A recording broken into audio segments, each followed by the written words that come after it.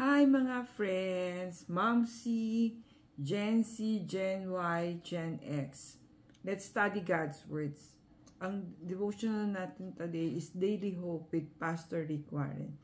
So yung lesson niya today is live like Jesus with hospitality, civility, and charity. So yung nauna is about generous, simplicity, and possibility. Ngayon naman is live like Jesus with hospitality, civility, and charity.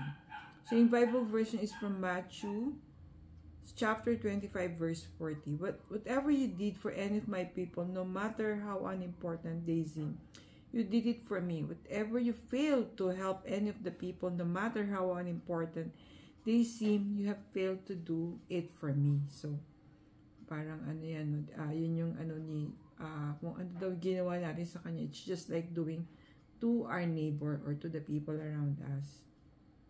So, sabi niya, ni Pastor Rick Warren, while Jesus was here on earth, He encountered a lot of people, different kinds of people. People He enjoyed being around it, and others who were more difficult na hindi naniniwala sa Kanya was always giving Him challenges, diba? But no matter who He encountered, He lived with hospitality, civility, and charity. And kung follower daw tayo ni Jesus, that's how He wants us to live also. Live with hospitality. So, yung hospitality is very popular among Filipinos kasi hospitable people daw tayo. We extend our welcome to anybody. No? So, kumbaga, when we have a visitor at home, we offer the best dishes, the best room, kumbaga sa kanila binibigay natin yung the best in our home. So sabi nga ni Pastor Rick Warren, hospitality is just love in action. So ngayon daw, parang sinasabi ni Pastor Rick Warren, hospitality is a lost art. People don't know how to care for each other. Relationships are shallow and people never get close enough to other people to have the opportunity to show hospitality. So I think hospitality is very easy for Filipinos kasi we are as hospitable people. So again, yung Matthew 25:40, whatever you did to any of my people, no matter how important they seem, you did it for me. When you fail to help any of the people, no matter how important they seem, you failed to do it for me. So yun na ano sa atin Jesus na parang let's see Him in the people that we encounter. Next is live with civility. Ano ba yung civility? No? Parang sa akin, being courteous, being respectful is civility in easier terms, diba? So, parang hindi na rin nga daw napapractice ito kasi sometimes we are flat rude to others people. So, we need to restore civility so we can disagree without being disagreeable. So, sa Matthew 5 verse 9, sabi ni Jesus, blessed are the peacemaker, for they will be called children of God. So, children of God shouldn't create conflict and division. They should be peacemakers and bridge builders. So, are you a peacemaker? So, that's a question that we have to answer ourselves.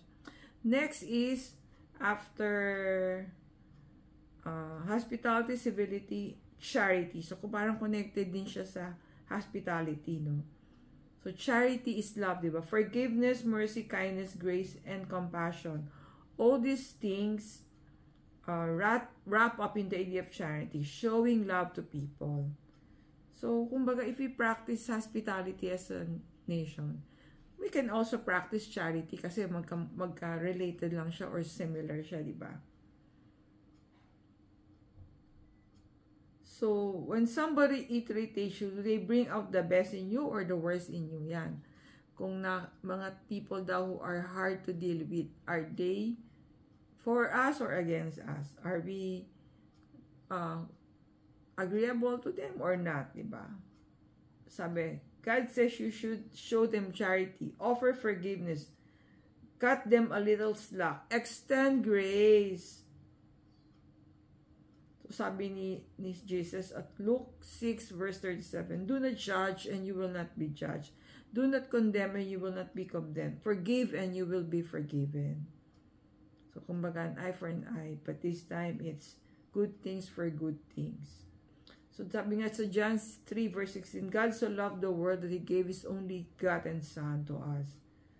So God loves people and wants you to love them too. So yan, kumbaga God loves His nation eh. So number 1 that we have to think over is, so let's read each other with hospitality, civility, and charity. Number 1, what deep relationship do you have that allow you to practice hospitality? So sabi ka, since we're Filipinos, this is an easy challenge for us. Number 2, think of someone in your life who you disagree with. How can you find ways to disagree without being disagreeable? Kumbaga, show respect to others. Respect, ano pa ba yung sinabi ko kanina? Being, aside sa respect, ano pa ba yung similar word for civility? Respectful, kind. Number 3, who is someone who needs your charity today? Think of the people who tends to irritate you, but who also needs to see Jesus' unconditional love in you. Yan, challenge, yun yung biggest challenge. To see the people that irritate us at titingin natin sila is Jesus in our life. Thank you for watching, mga Mamshies, Gen Z, Gen Y, Gen Z. See you on our next video.